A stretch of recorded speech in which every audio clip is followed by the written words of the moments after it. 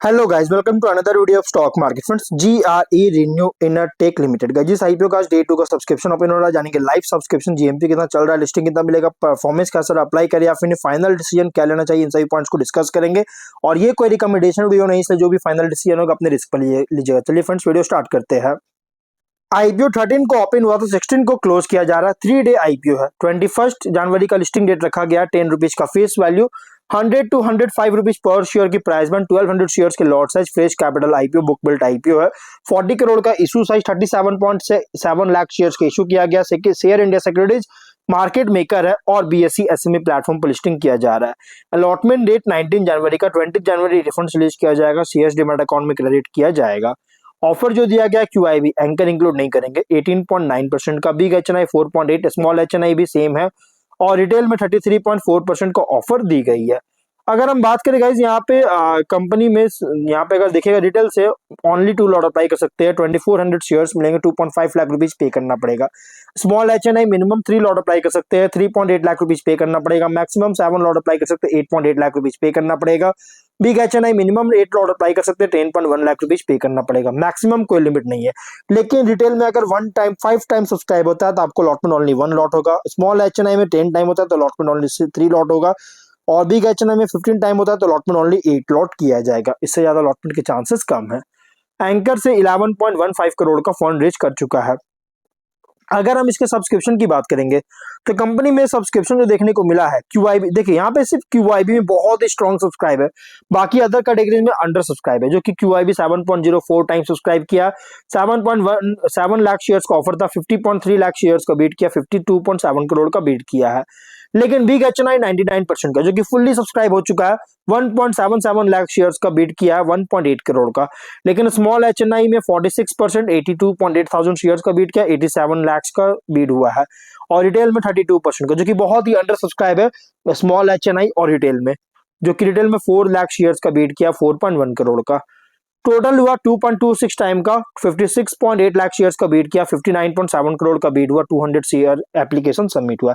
यहाँ सब्सक्रिप्शन जो भी हुआ है बिग एचएनआई और क्यूआईबी तो बहुत ही स्ट्रॉन्ग सब्सक्राइब किया गया है। ओवरऑल ओवर सब्सक्राइब देखने को मिल रहा है। जीएमपी 7 रुपीज का ट्रेड कर रहा है, 6.7% का लिस्टिंग एक्सपेक्ट कर सकते हैं। 112 रुपीज के एस्टिमेटेड लिस्टिंग प्राइस, 8400 रुपीज का एस्टिमेटेड प्रॉफिट सिंगल लॉट तो मिल सकता है। बिजनेस में मैं ज्यादा कुछ बात नहीं करूँ, मैंने ऑलरेडी वीडियो बना रखा है। जो कि वन ऑफ द ये इमर्जिंग प्लेयर वन है रूफ टॉप और ग्राउंड माउंट सोलर सॉल्यूशंस के फील्ड में, जो कि और खुद को जो है एलईडी मैन्युफैक्चरिंग में भी डाइवर्सिफाई किया है। और दोनों सेगमेंट जो है बहुत ज्यादा क्राउडेड है, क्योंकि बहुत सारे कॉम्पिटिटर जो है इस फील्ड में एंटर भी कर रहे हैं, जो कि एक थोड़ा सा प्रॉब्लमेटिक हो सकता है। जो कि कॉम्पिटिटर की बात करेंगे अगर हम एग्जांपल के लिए, तो Riyana power, जोडियाक energy same business करता है। और फाइनेंशियल 25 में 84.4 करोड़ का रेवेन्यू, 7 करोड़ का प्रॉफिट। फर्स्ट हाफ में 44 करोड़ का रेवेन्यू, 4 करोड़ का प्रॉफिट है। तो फाइनेंशियल अगर देखा जाए इनकंसिस्टेंसी है, क्योंकि 25 में रेवेन्यू प्रॉफिट डाउन हुआ 24 के कंपैरिजन, और 24 में सरप्राइजिंग बूस्ट हुआ। और ये जो इसलिए टॉप एंड बॉटम लाइन में इनकंसिस्टेंसी फाइनेंशियल परफॉर्मेंस देखने को मिल रहा है। ऑब्जेक्टिव क्या है, तो ground mounted solar power plant के लिए जो 7.2 MWAC और 10 MWDC का सेटअप करना चाहती है और जनरल कॉर्पोरेट पर्पस के लिए फंडिंग चाहता है। रेशियोज ROE RONW12 और ROCE 15.3% का, डेट टू इक्विटी 0.04 टाइम का, PAT और EBITDA मार्जिन 9.1 13.06% और पीबी और पी रेशियो 3.5 15.7 टाइम का। Promoter holding pre ratio 95 post 70% का। मार्केट कैप होगा 150 करोड़ का। तो फाइनेंशियल की अकॉर्डिंग जो प्राइस बैंड रखा गया है ना, फुल्ली प्राइस्ड आईपीओ रखा गया, मतलब कि जो आईपीओ का जो प्राइस है फुल्ली प्राइस्ड है। लेकिन फाइनल डिसीजन क्या लेना चाहिए, देखिए स्वॉट एनालिसिस में आपको मालूम चलेगा। अगर हम इसके स्वॉट एनालिसिस करें तो स्ट्रेंथ यहाँ पे अगर देखा जाए तो रिन्यूएबल एनर्जी स्पेस में ऑपरेट हो रहा है, जो कि अलग अलग प्रोडक्ट सर्विसेज जो है सोलर पावर, विंड एनर्जी और क्लीन एनर्जी सॉल्यूशंस को ऑफर करती है। बिजनेस अलाइंड है इंडिया की जो ट्रांजिशन है लो कार्बन एनर्जी और फोकस जो है रिन्यूएबल कैपेसिटी एडिशन पर, इसका जो है बिजनेस अलाइन करता है। मल्टीपल सेगमेंट में एक्सपोजर है रिन्यूएबल के अंदर, जो कि डाइवर्सिफिकेशन प्रोवाइड करता है सोलर, विंड और लाइट सर्विसेज के लिए। और रिन्यूएबल्स जो है लॉन्ग टर्म ग्रोथ मार्केट है जो कि गवर्नमेंट इनिशिएटिव्स, पॉलिसी सपोर्ट और क्लाइमेट अलाइंड इन्वेस्टमेंट के द्वारा बैक किया गया है। लेकिन वीकनेस की यहाँ अगर देखा जाए तो स्केल जो है ना बहुत ही छोटा है स्टैब्लिश्ड कंपनी से अगर कंपेयर करेंगे तो, जिससे प्रोजेक्ट साइज और बार्गेनिंग पावर को लिमिट कर सकता है। प्रोजेक्ट एग्जीक्यूशन जो है रिन्यूएबल्स में ये कैपिटल इंटेंसिव और रिलाई करता है इफिशिएंट सप्लाई चेन और पार्टनर कोऑर्डिनेशन पर। और रिटर्न्स ऑफ प्रॉफिट जो है ये सेंसिटिव होता है टैरिफ स्ट्रक्चर्स, पीपीएज और ग्रिड एक्सेस टर्म्स पर हो सकता है। और वर्किंग कैपिटल रिक्वायरमेंट भी बहुत ज्यादा है, क्यों? क्योंकि प्रोजेक्ट साइकिल, डेवलपमेंट साइकिल्स और रिसीवेबल्स टाइमलाइंस के कारण, जो कि ऑफ टेकर्स और यूटिलिटीज के ऊपर टाइड है, इसके कारण जो है सो। और अपॉर्चुनिटीज की बात करेंगे तो रिन्यूएबल इंस्टॉलेशन में ग्रोथ रैपिड देखने को मिल रहा है, बहुत तेजी से ग्रोथ हो रहा है। क्लीन एनर्जी कैपेसिटी का जो टारगेट है, जिससे स्ट्रॉन्ग डिमांड टेलविंड्स को क्रिएट करने के लिए एक्सपेंशन कर सकती है।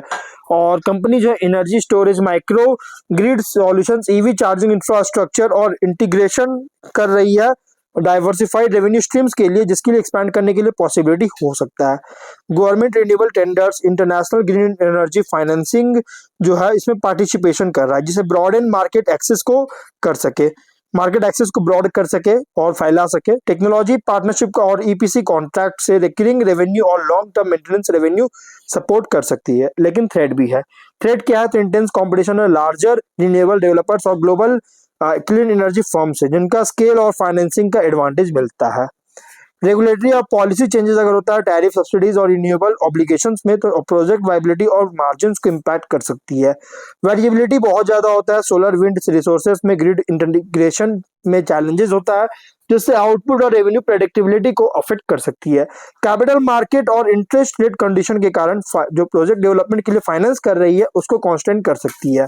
पीयर कॉन्टेक्स्ट में अगर बात करें तो लार्ज कंपनी से कंपेयर करेंगे तो ये स्मॉलर है, लेकिन सबसे ज्यादा प्रोजेक्ट और ईपीसी ओरिएंटेड कंपनी है, जो कि कॉम्पिटिटिव एज लाई करता है फ्लेक्सिबिलिटी पर, लेकिन स्केल लिमिटेड होने के कारण थोड़ा सा इंपैक्ट कर सकती है इन्वेस्टर के बीच में। मीड ईयर से कंपेयर करेंगे तो एक प्राइस, एग्जीक्यूशन क्वालिटी और जो पीपीएस को सिक्योर करने की एबिलिटी है इस पर कम्पीट कर रहा है। लेकिन परफॉर्मेंस जो है ना, इसके लिए दरवाजे तभी खुलेंगे जब मतलब कि इसके ये ओपन परफॉर्मेंस तभी अच्छा हो, बेटर होगा जब प्रोजेक्ट को विन करेगा और डिलीवरी टाइम जो सो टाइम पर टाइमली डिलीवरी करेगा तब। लेकिन इन्वेस्टर के लिए आईपीओ जो है ना रिप्रेजेंट कर रहा है रिन्यूएबल एनर्जी सेक्टर प्ले, जो कि टाइड है इंडिया की क्लीन एनर्जी बिल्ट आउट पर। अपसाइड डिपेंड करता है डिमांड ग्रोथ और प्रोजेक्ट एग्जीक्यूशन पर, लेकिन रिस्क जो है, इसका जो रिस्क का जो जड़ है ना, ये है पॉलिसी शिफ्ट और कॉम्पिटिशन। और क्यूआईबी का सब्सक्रिप्शन होने का यही रीजन है गाइस कि ये लॉन्ग टर्म ग्रोथ कंपनी है। बाकी फाइनल डिसीजन जो भी लीजिएगा अपनी रिस्क पर लीजिएगा। ये कोई रिकमेंडेशन वीडियो नहीं, तो मिलता है नेक्स्ट वीडियो में।